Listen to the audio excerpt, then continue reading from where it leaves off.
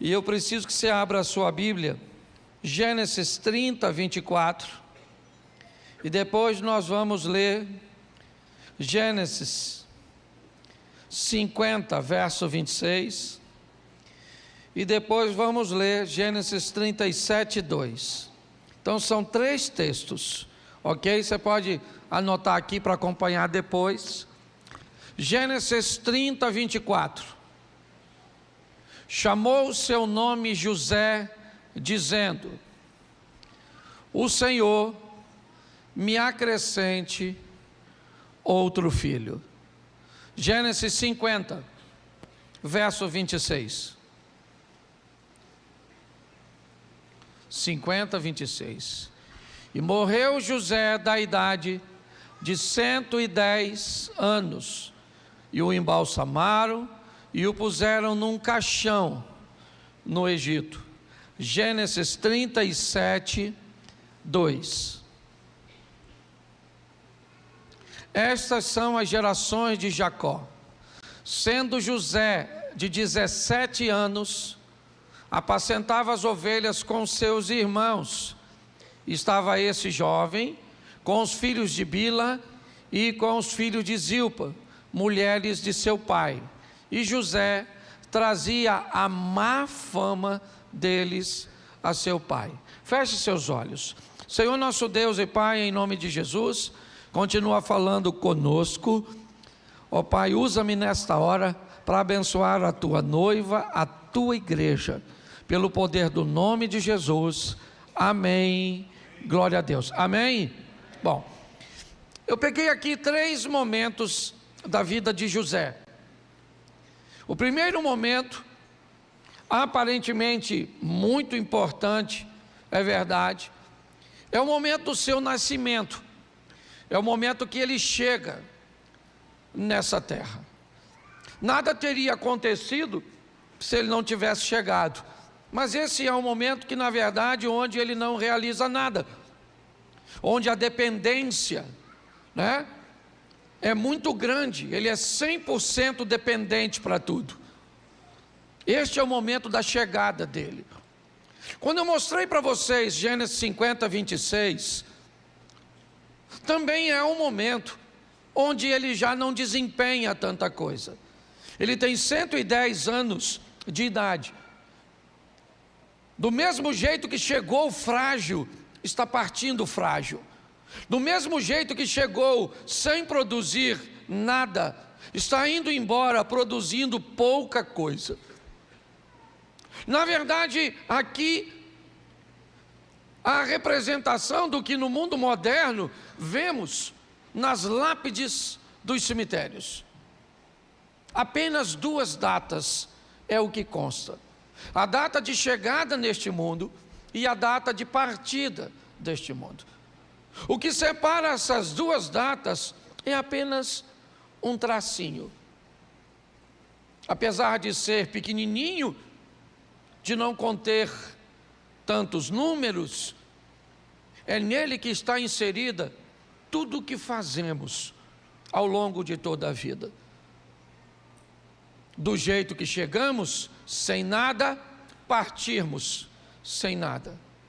Do jeito que chegamos sozinhos, partimos sozinhos.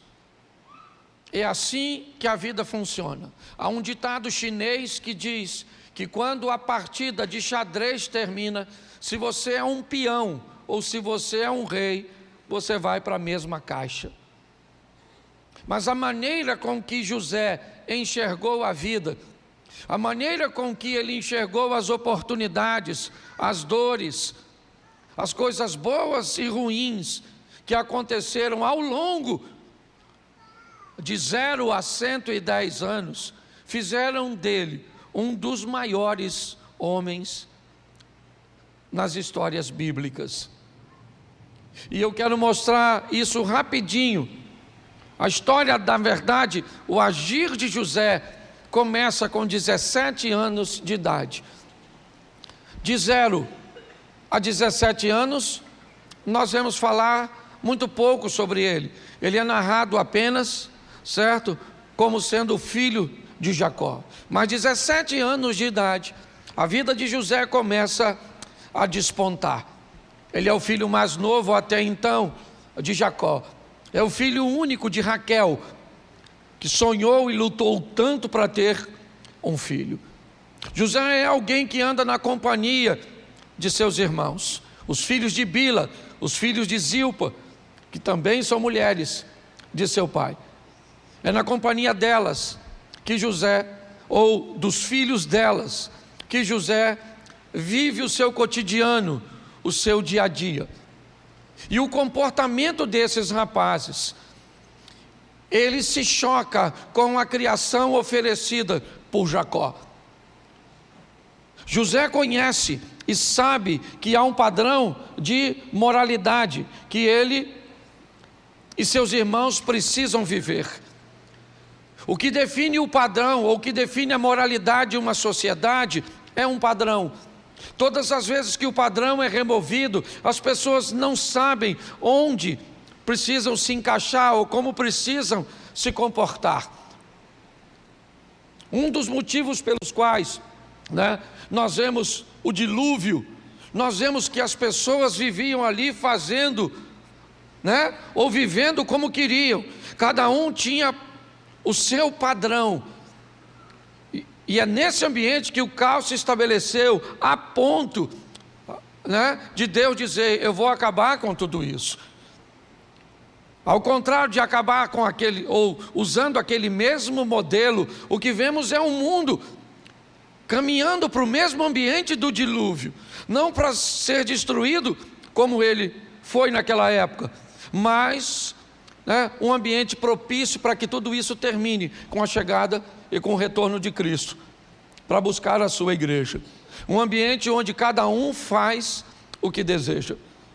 José é novo, seus irmãos estão oferecendo o padrão, mas é interessante que a ótica de José é diferente da de seus irmãos. Ele é alguém que vive num ambiente onde as pessoas se comportam, oposta ao padrão que receberam, mas José se mantém firme. Ele não se torna um produto do meio, independente de com quem ele ande, o ambiente que ele frequente. Ele está ali naquele ambiente, mas na verdade aquele ambiente não guia suas condutas, o padrão moral dele, a maneira cuja qual ele resolveu viver, é isso que vai fazer dele um homem brilhante no futuro. Chega um momento que o padrão de José é tão desconfortável para seus irmãos, que os irmãos não toleram mais a presença dele. Não há mais uma maneira pacífica, certo? Eu não sei por que motivo José fala com Jacó, levando informações de um comportamento ruim de seus irmãos. Eu não sei se ele está querendo fazer isso com o propósito de corrigir seus irmãos, e ele sabe que não tem voz ativa, pois ele é o caçula, e talvez esteja bem intencionado em dizer: papai, os meninos não estão se comportando bem, mas os meninos estão satisfeitos do jeito que estão se comportando. Os meninos se acostumaram com aquele estilo de vida. Aliás, eles são tantos praticando a mesma coisa, que parece que eles estão certos e José é que está errado. Quando o volume de pessoas começam a fazer coisas juntos, mesmo que elas estejam erradas, mesmo que elas estejam fora dos padrões, inevitavelmente aquele que tenta se manter no caminho vai enfrentar sérios problemas. Mas pastor, e se eu quiser viver a minha vida e não fazer como José? Eu não denuncio, eu não falo, eu fico quietinho. Não interessa. Qualquer pessoa que viva um padrão moral, mesmo que seja calada, ela passa uma mensagem para o imoral. É possível viver na moralidade. Qualquer pessoa que consiga viver um padrão correto, ele passa uma mensagem para o incorreto. E aprenda uma coisa: a conduta fala mais do que a palavra. É melhor você dizer que é santo e não ser santo, do que não dizer que é santo e mostrar para os outros que é santo. Porque a sua conduta, ela ofende. Um casamento bom, prazeroso, onde o casal é parceiro, é amigo, constrói junto, lutas pelos mesmos propósitos, onde os filhos são legais. Você não precisa falar isso para ninguém, está todo mundo olhando para você, olhando para o seu casamento, olhando para a sua família. Eu não sei o motivo cujo qual José disse para seus irmãos. Eu sei que a presença dele, ela não é boa, ela não é agradável. Os irmãos não querem ele por perto. Sabe por quê? Porque seu estilo de vida incomoda. É assim que José, 17 anos de idade, lá está ele, vivendo no meio de seus irmãos, mas chega um momento que não dá mais para viver. Chega um momento que se torna insuportável. E eu nunca vi José reclamando, não. Eu nunca vi José dizendo que não queria andar com seus irmãos. Eu nunca vi isso na Bíblia. Eu vi os irmãos dizendo que não dá mais para caminhar com esse cara. Não dá. Não dá por dois motivos. Não dá porque ele fala com o pai sobre o nosso comportamento. E não dá porque o comportamento dele mostra para o pai que é possível viver de uma forma correta. Então não dá mais para ficar aqui. E quando eles decidem, porque preste atenção, eu gosto disso, quando eles decidem que não dá mais para caminhar com José, Deus disse: então eu vou tirar meu filho do meio de vocês. Eu vou levar meu filho embora. A história, ela não bate muito bem se você fosse analisar, porque preste atenção, o Jacó já notou que os meninos não gostam de José. Isso é notório, todo mundo sabe disso naquela casa. Agora Jacó manda os meninos apacentar suas ovelhas, e eles demoram. A demora dos meninos faz com que Jacó fique preocupado. Jacó então chama José e manda José ir procurar. Manda José ir sozinho. Gente, tem alguma coisa por trás disso. Não faz sentido. Se ele está sentindo falta de seus filhos que estão em grupo, perdido, ele tinha que mandar José pelo menos com os 2 ou 3 camaradas, um grupo. Mas ele manda José só. O texto diz que José não é bem sucedido. Ele procura os irmãos e não consegue achar. No momento em que ele decide que não acha seus irmãos, ele resolve voltar. E quando ele está voltando para casa, um homem o vê e pergunta: o que você está procurando, cara? O que é? Ele falou: estou procurando meus irmãos que estavam apacentando as ovelhas. Eles são tanto, as ovelhas são desse jeito, as roupas são assim. Ele dizia: eles passaram aqui sim, eles foram naquela direção. Que homem é esse que achou José? Onde é que Deus estava quando tudo estava acontecendo? Se nós sabemos o desenrolar dessa história, e ele inicialmente não é bom. Deus está controlando todas as coisas, mas Ele está separando o joio do trigo. Ele vai mostrar para seus irmãos, ou para seus filhos, porque todos são filhos de Deus, o que Ele é capaz de fazer na vida de alguém que se entrega na totalidade e que é obediente. Alguém que consegue olhar os padrões e segui-los. Sabe o que eles vão fazer agora? Eles vão vender José a uma caravana de ismaelitas que está a caminho do Egito. José agora é vendido pelos irmãos. Parece algo muito agressivo, e o é. José está sendo vendido pelos irmãos que deveriam protegê-lo. José, ele foi mandado procurar seus irmãos pelo seu próprio pai. Se você olhar, há uma situação acontecendo nesse ambiente que pode azedar o coração desse garoto. Eles estão tentando matar José, é verdade, definindo se mata ou não mata. Judá encabeça uma rebelião para matá-lo. Rúben, que é o primogênito, defende José, e naquele ambiente mata, não mata, morre, não morre. A caravana passa e alguém diz: não vamos matá-lo, vamos ganhar um dinheirinho, vamos mandá-lo vivo para o Egito. Vivo sim, amargurado talvez, vivo sim, decepcionado talvez. Uma das estratégias de Satanás, e muito poderosa, é: eu não tenho autorização para matar você, mas eu tenho autorização para te ferir, para te magoar, para te decepcionar, para criar em você comportamentos que impeçam que você progrida lá na frente. Porque são, em tese, 10 desobedientes vencendo, se sobrepondo a um obediente. Parece até que não vale a pena ser obediente, parece até que não vale a pena ser certinho, parece até que não vale a pena lutar para viver as coisas. Quando nós olhamos uma situação dessa, se não conhece, nós aqui já sabemos o final dessa história, para nós é mais fácil, mas esquece o final. Pense o que está acontecendo no momento. São 10 desobedientes vendendo um obediente.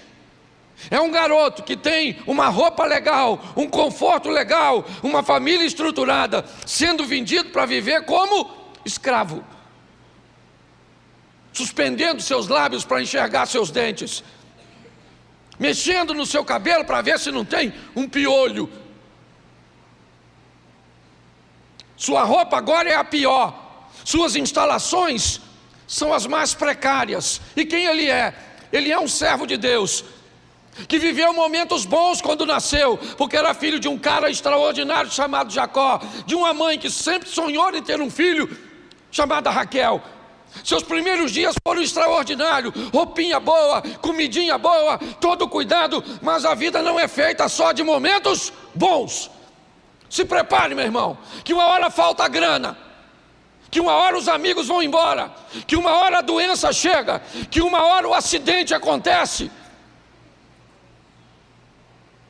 Vem para todo mundo. Agora está um momento ruim. Está ele caminhando como escravo, chegando no Egito. E como escravo, ele vai trabalhar na casa de um homem rico, próspero, poderoso, chamado Potifar. Mas o que ele é? Ele é um escravo. Pelo menos ele tem esse título. Mas na casa de Potifar, José não trabalha como escravo. A mente dele não é de escravo. A visão dele não é de escravo. Me parece que José está trabalhando para Potifar como se Potifar fosse seu pai. Está trabalhando para Potifar como se Potifar fosse seu Deus. E José foi alguém treinado para fazer sempre o melhor, independente de onde estivesse. Foi como um comportamento legal que ele se tornou o melhor filho. E agora é com um comportamento decente que ele se torna o melhor servo.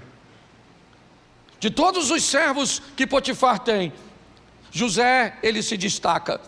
Ele é alguém que está acima da média, sua visão é sempre mais ampla, sua organização é sempre extraordinária.